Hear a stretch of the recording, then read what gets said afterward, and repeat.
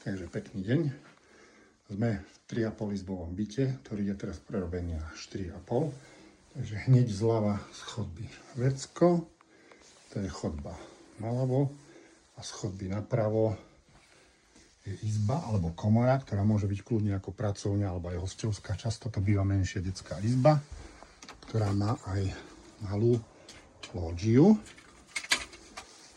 Asi 1 x 1,4 m je tá lóžia. Vrátime sa do chodby a ideme pekne doprava. Takže tu je prvá izba, ktorá môže byť spálňa. Momentálne to je detská izba a dej slečný. Tu je obývačka s balkónom a práve, že toto býva skôr ako nejaká spálňa alebo detská izba, dá sa prerobiť. Takže tu je balkón na juh za slniečkom. Potom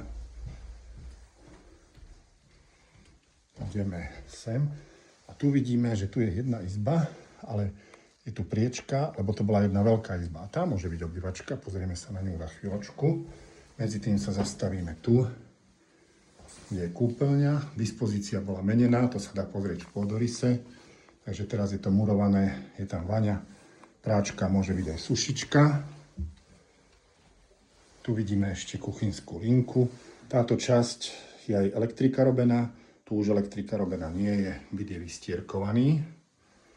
No a tu vidíme tú izbu poslednú, že toto je vlastne izba a ona bola celá veľká bez tejto priečky.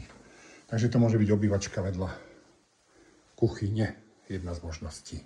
Takže toľko to k bytu.